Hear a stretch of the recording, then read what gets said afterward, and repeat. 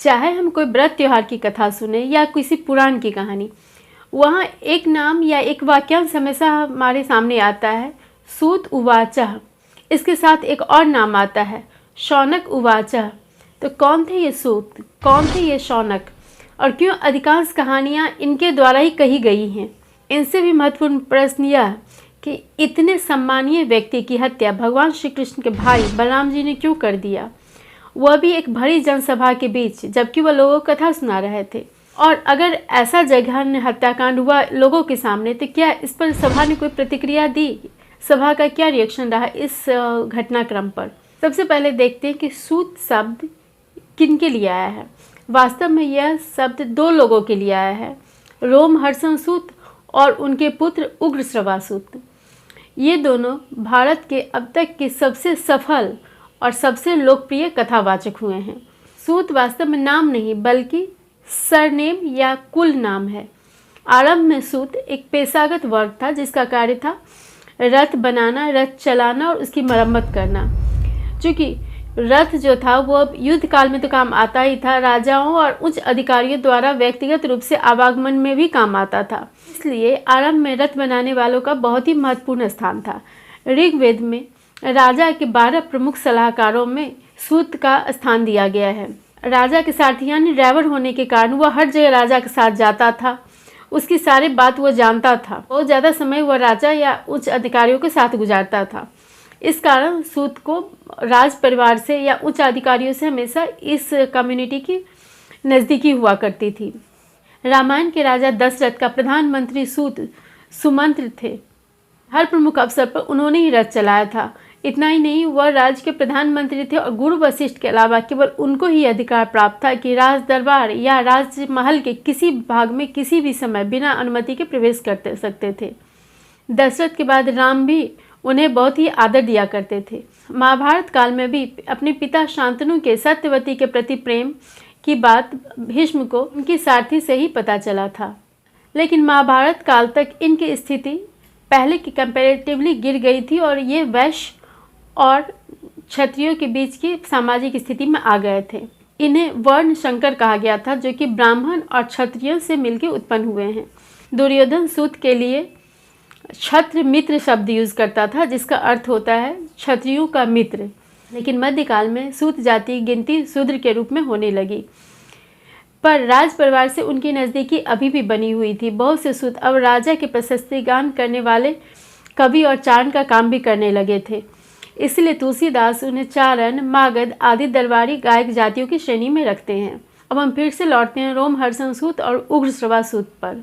रोमहर्षण का नाम लोमहर्षण भी मिलता है, लेकिन दोनों शब्दों का अर्थ एक ही है, जिससे रोम हर्षित हो जाए, रोमांचित हो जाए। ऐसा माना जाता है कि यह इनका वास्तविक नाम नहीं था, लेकिन इनकी कथा कहने की शैली इतनी अच्छी थी कि सुनने वाले रोमांचित हो जाया करते थे और इसीलिए उनको यह नाम दिया गया था।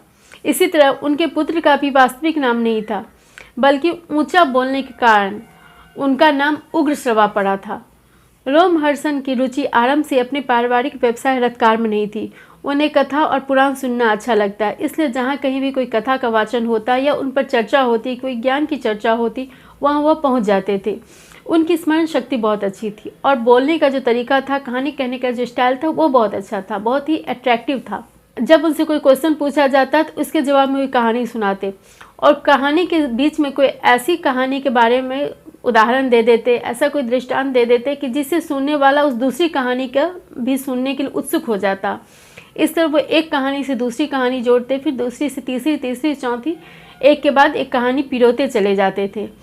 और उनके ये स्टाइल जो था, यह शैली जो थी, वह श्रोताओं को बहुत पसंद आती थी। इससे उनकी लोकप्रियता बहुत बढ़ गई। उनकी ये लोकप्रियता इतनी बढ़ी कि उनसे कथा सुनने के लिए दूर दूर से लोग आने लगे। उनके प्रशंसकों में ऊंची जाति के भी बहुत से लोग थे, जैसे कि ब्राह्मण शौनक। उनके ज्ञान और आचरण के कारण ब्राह्मणों ने उन्हें ब्राह्मण की पदवी दी। यह एक स्पष्ट उदाहरण है कि इस समय तक भी लोग अपनी योग्यता के आधार पर अपना वर्ण या जाति बदल सकते थे। जाति हमेशा जन्मगत नहीं होता था। जब हम सूत की बात करते हैं तो यहाँ शौनक जी का नाम भी जरूर आता है। शौनक वास्तव में एक भृगु वंश के एक बहुत ही विद्वान ब्राह्मण परिवार से बिलोंग करते थे। उन्हें जानने की बहुत जिज्ञासा थी।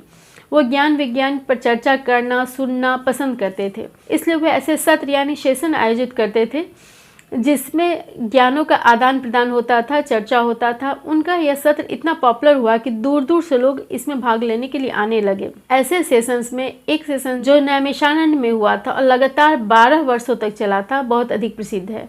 इस 12 वर्ष वाले सत्र में रोमहर्षण वक्ता के रूप में बुलाए गए थे। वहाँ उनको ब्राह्मणों ने ब्राह्मण की पदवी देकर व्यास गद्दी का अधिकारी बनाया था। यहीं उन्होंने लोगों के पूछने पर महाभारत, भागवत और अन्य अनेक पुराण की कथा सुनाया था। लेकिन इस सत्र के बीच में एक बहुत ही बड़ी दुखद घटना हो गई। रोमहर्षण सूत की हत्या बलराम जी ने कर दी। अब सबसे पहला प्रश्न तो यह उठा कि इस सत्र को 12 साल तक करने का संकल्प लिया जा चुका था। दूर दूर से जिज्ञासु लोग इसमें आए हुए थे और ज्ञान विज्ञान की चर्चा कर रहे थे। तो इस सत्र को अब पूरा कैसे किया जाए, यह सबसे बड़ा प्रश्न था। इस सत्र में जो ज्ञान प्राप्त करने या अपनी जिज्ञासा का समाधान करने आए थे और सौनक जी सबने मिलकर यह डिसाइड किया कि रोमहर्षण सूत के बेटे उग्रश्रवा सूत को यह जिम्मेदारी सौंपी जाए, क्योंकि पिता ने उन्हें अपना सारा ज्ञान और विद्या पढ़ाया था। साथ ही उग्रश्रवा की अपनी याददाश्त और कथा कहने की शैली भी बड़ी रोचक थी। पिता की तरह उनको भी ब्राह्मण का पदवी देकर व्यास आसन पर बैठाया गया।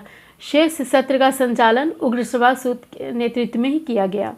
इस 12 साल वाले सत्र का हमारे संस्कृति में बहुत ही महत्वपूर्ण स्थान है, क्योंकि इसमें 12 वर्षों तक पिता पुत्र के नेतृत्व में ज्ञान की चर्चा होती रही। पुराने ग्रंथों को फिर से अपने शब्दों में उन्होंने लोगों को सुनाया। सुनने सुनाने का यह क्रम प्रश्नोत्तर के रूप में होता था। सौनक जी उनसे कोई प्रश्न करते और उसका उत्तर देने के क्रम में वह कथा सुनाते थे। कथा सुनाने के क्रम में वह यह भी बताते कि उन्हें यह जानकारी कहाँ से मिली, यानी उन्होंने यह कहाँ सुना।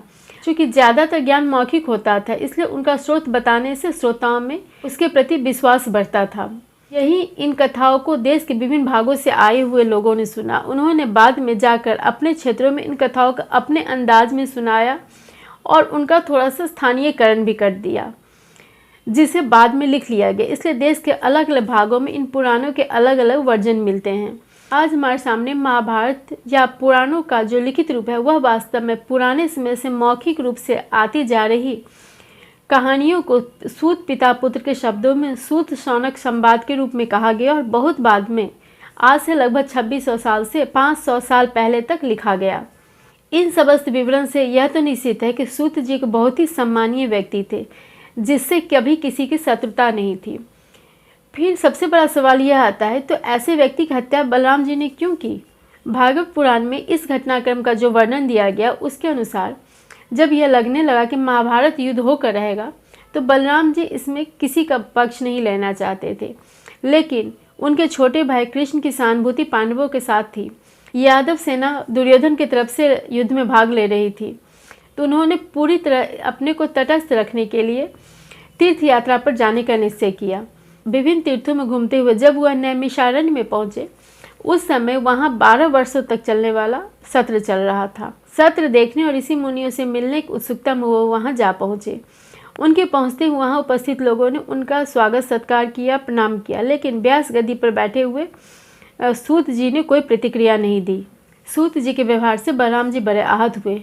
उन्हें वहाँ की पूरी व्यवस्था पता नहीं थी। उन्हें लगा कि यह निम्न वर्ण में उत्पन्न सूत सबसे ऊंचे आसन पर बैठा हुआ है। साथ ही जब सब उठकर उन्हें नमस्कार करने लगे, तब भी वह नहीं उठा। उन्होंने सूत जी को अभिमानी, धृष्ट और जबरदस्ती दूसरे के आसन पर बैठने वाला समझा। तीर्थ यात्रा में होने के कारण उनके पास कोई अस्त्र शस्त्र नहीं था। उन्होंने वहीं से एक तिनका उठाया, उसे मंत्र से अभिषिक्त करके उससे सूत जी पर प्रहार कर दिया। शारीरिक रूप से कमजोर सूत जी की वहीं एक ही प्रहार में मृत्यु हो गई। इस हत्या के संबंध में कुछ विवाद भी है।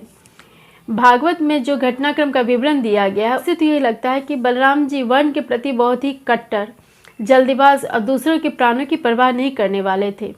लेकिन अन्य प्रसंगों से उनका व्यक्तित्व इसके उल्टा लगता है। ऐसे कुछ तर्क ये हैं। पहला तर्क यह है कि महाभारत के अनुसार सूत जाति क्षत्रिय और वैश्य वर्ण के बीच की अवस्था में उस समय मानी जाती थी। सूत जी के अगर अपने वर्ण के विपरीत आचरण करने से वह इतने क्रोधित हुए हो, ये इसलिए सही नहीं लगता है क्योंकि बलराम जी स्वयं तृतीय यानी वैश्य वर्ण में आते थे। उन्होंने यादवों का व्यवसाय छोड़कर क्षत्रियों का कार्य अपनाया था। दूसरा तर्क यह दिया जाता है कि महाभारत युद्ध में हिस्सा नहीं लेना चाहते थे। रुक्मी को मारने के विरुद्ध उन्होंने कृष्ण को सलाह दिया था। द्विविध वानर उनसे युद्ध करने के लिए पहले बहुत उपद्रव किया। बहुत टालने के बाद अपने लोगों की रक्षा करने में मजबूरी बस उन्हें युद्ध करना पड़ा। युद्ध में भी वो हमेशा कम से कम क्षति चाहते थे। इससे लगता है कोई हिंसक प्रवृत्ति की या बहुत जल्दी क्रोधित हो जाने वाले व्यक्ति नहीं थे। फिर जब वो तीर्थ यात्रा में ऐसे समय में केवल नमस्कार नहीं करने या ऊंचे आसन पर बैठने किसी दुर्बल और निरस्त व्यक्ति की हत्या कर दे, यह तर्कसंगत नहीं लगता है। तीसरा तर्क यह है कि उनकी हत्या का जो भी विवरण मिलता है वह उनके पुत्र उग्रश्रवासूत के द्वारा ही सुनाया गया था सभा को बाद में। इसलिए ऐसी संभावना हो सकती है कि उनकी सहानुभूति अपने पिता के प्रति हो और उन्होंने पूरी बात नहीं बताई हो। कुछ लोग मानते हैं कि हो सकता है अपने प्रति सम्मान प्रकट नहीं किए जाने के कारण बलराम जी नाराज हो गए हों, लेकिन इस कारण उन्होंने हत्या नहीं की होगी। यह संभावना हो सकती है कि सूत जी, जो कि कहानी को रोमांचक बनाने के लिए जाने जाते थे, कहानी को रोमांचक बनाने के लिए बढ़ा चढ़ाकर बोल रहे हों और इससे उन्हें क्रोध हो आया हो। ऐसा इसलिए भी लगता है कि जो भाष्य, टीका आदि उनसे पहले या उनके अन्य समकालीन लोगों द्वारा लिखा गया है वो इतने नाटकीय नहीं है जैसा कि सूत जी द्वारा सुनाए गए पौराणिक कथाएं। उदाहरण के लिए वेद व्यास ने महाभारत की रचना करने के बाद अपने शिष्यों को सुनाया। इन सभी शिष्यों ने बाद में महाभारत की अपने अपने भाष्य की रचना की थी। ये शिष्य थे सुमंतु, जैमिनी, पैल और वैशंपायन। वैशंपायन ने ही जन्मेजय के सर्प यज्ञ में महाभारत की कथा सबको सुनाया था, जहाँ रोमहर्षण सूत ने भी इन्हें सुना था सबके साथ। बाद के कुछ ग्रंथों में सूत जी को वेद व्यास का परम शिष्य कहा गया है, लेकिन भागवत और महाभारत में सिर्फ इतना कहा गया है कि वे यज्ञ में मिले थे जहाँ सूत जी ने यह कथा सुना था। वेद व्यास के शिष्यों का जहाँ उल्लेख है वहाँ भी रोमहर्षण सूत का कोई उल्लेख नहीं है। कारण चाहे जो भी रहा हो, लेकिन चलते सत्र में व्यास आसन पर बैठे एक निर्दोष व्यक्ति की हत्या से सभा सन्न रह गई थी। वहाँ उपस्थित सभी लोगों ने इसे अनुचित माना।